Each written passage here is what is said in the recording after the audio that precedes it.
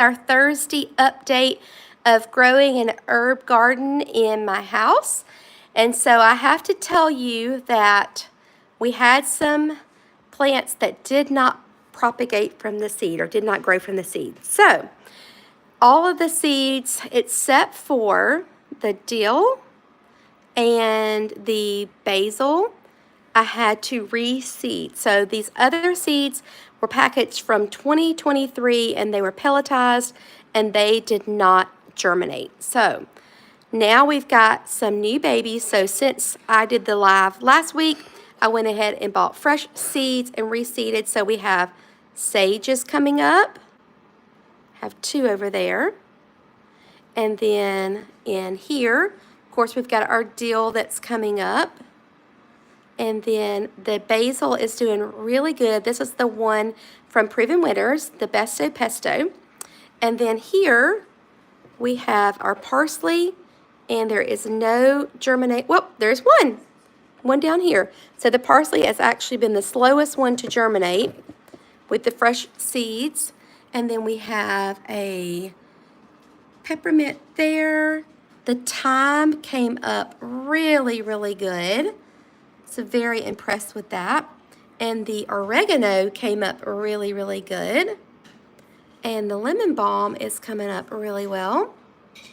And the sage, I mean, there's some big plants there. So they are coming up really well. So this is my herb garden. And then also I have been pre-sprouting for some caladium. So this is the first caladium that came up. And actually, a lot of people actually grow caladiums as houseplants. And they did, some people bring them in at Christmas time too, instead of using a poinsettia. This one just came up this week, and it's doing really good. Then we have a couple more down here that are getting close. This one has 3. And then this caladium did not do anything here. And this caladium didn't do anything here. And then we have a dahlia, and I actually just trimmed the dahlia back because it was getting so tall. So I trimmed that one back because it was starting to bend over. And I'll probably trim this one back in a little bit so it'll start sprouting more little limbs there. This is a peony here. She's doing good. And this one, this peony here, look. It's already starting a blossom. Isn't that amazing? And then I cut back this dahlia here as well because it was starting to hit the lights up here. And so I took a little bit of rooting powder and dipped the ends in there, and then I put them in here. So that is what we have going on with that. And then we have all of our other seeds that are starting. We have down here, these are our zinnias. And they're doing really well. Snapdragons have not came up here. And then I also want to show you guys, these are the little seed starting ones from Vigo Garden. But look how you can put the water in there and it just slowly drips water into there for you. So it makes keeping them moist really easily. And then over here, these are geraniums. Look at that. That is amazing. And down here, we have our snapdragons, and they are just now coming up.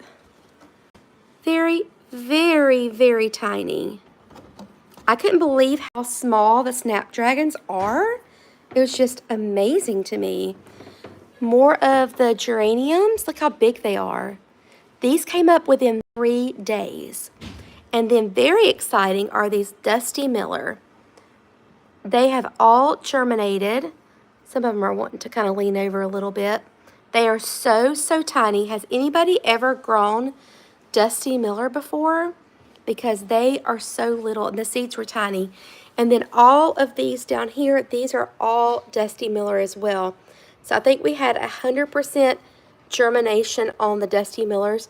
These came from Johnny's Seeds. This is the new look Dusty Miller.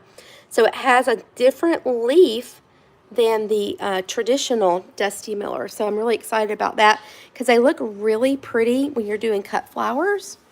So that is an update. But these geraniums, this is the white geranium.